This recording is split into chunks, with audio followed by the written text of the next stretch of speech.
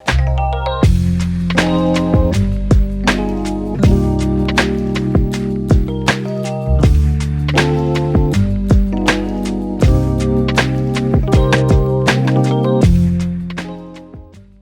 everybody, my name is Blaine Elizabeth and welcome back to my channel.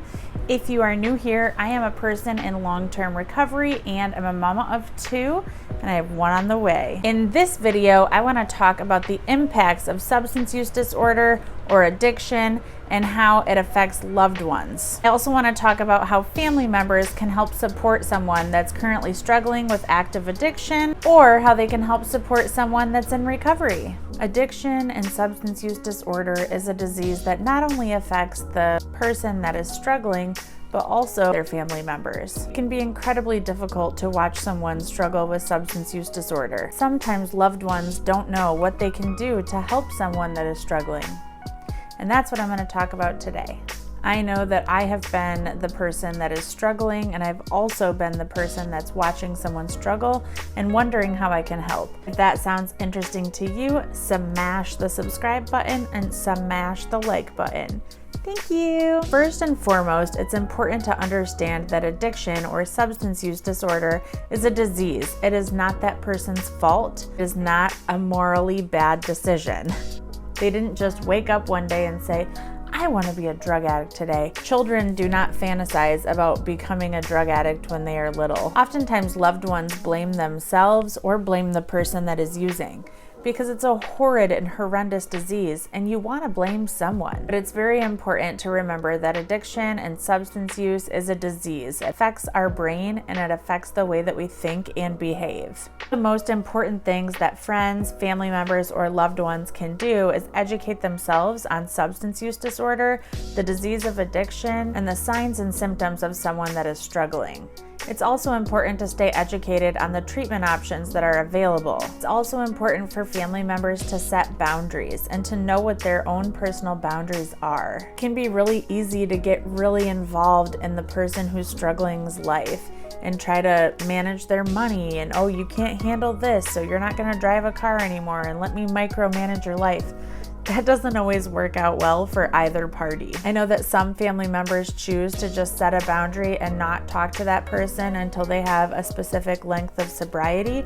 So that's one option that you can do.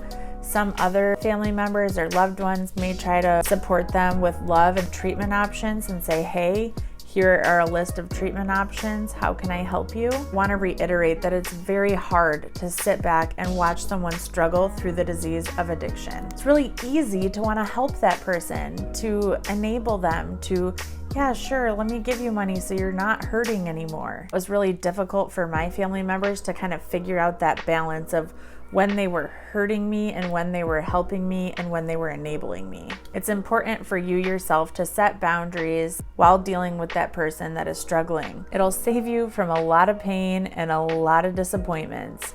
Because I can tell you, being a person who has struggled with active use, it's really easy to manipulate people, to lie, and to burn a lot of bridges and to hurt people. I've definitely hurt a lot of people, and it's not something I'm proud of. One thing that family members can do is be there to provide emotional support. By being educated on addiction, by knowing your personal boundaries, and by knowing the signs and symptoms, you can at least be there to be a shoulder to cry on or to be someone that they can reach out to that doesn't judge them and that has an open mind and that can help them access treatment when they're ready. No, I said when they're ready, because not everyone is ready for treatment. It's the very hard part about dealing with a substance use, is that person has to be ready for treatment.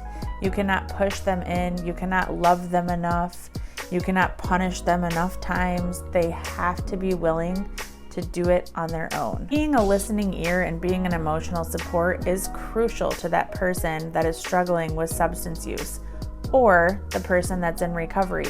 However, you're going to want to encourage them to seek support from other people that have struggled with substance use. 12-step meeting, a peer support group, Celebrate Recovery, Smart Recovery, whatever pathway they choose, other people that have struggled with substance use disorder or addiction so that they know how to relate with them in a way that you're never going to know how to. Having peer support is something that is huge in recovery and that helps people stay sober. Last but not least, it is so important for family members to make sure to take care of themselves. Addiction and substance use and alcoholism can be incredibly stressful for the family members involved. Again, I'm going to say it's very hard to sit back and watch someone basically themselves.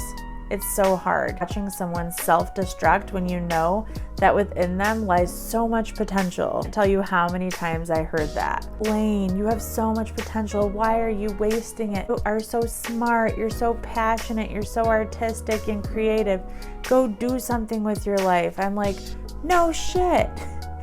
I want to stop using drugs too, but I can't figure out how to stop. It's a monster of a disease, and it takes control of your life, and it affects a lot of people. And if you are a loved one of someone struggling with substance use disorder, make sure you're taking time for yourself, and mentally, emotionally, physically, take care of yourself. It can be really easy to get wrapped up in that other person's problem. It's important to practice self-care and to seek help if needed. Finally, addiction is a disease that not only affects the person that is actively using or that is in recovery, but it also affects their family members and essentially anybody that cares about them. It can be incredibly difficult to sit back and watch someone struggling and not know how to help them. By educating yourself, setting boundaries, providing emotional support, being a listening ear, and being that person that they can go to that is non-judgmental, non-biased, and that they know will listen to them and maybe take them to treatment if needed, help them make phone calls to treatment. That is one of the things that you can do. Remember that recovery is a journey, and don't give up hope.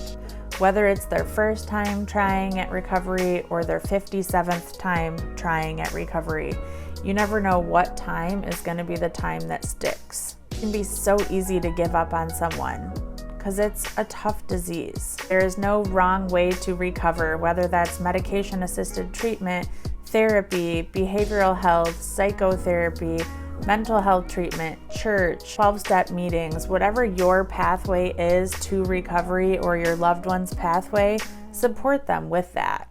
As long as they're not harming themselves, love and support is the best thing that you can give. If you have any comments, questions, or concerns, please leave them in the comment section down below.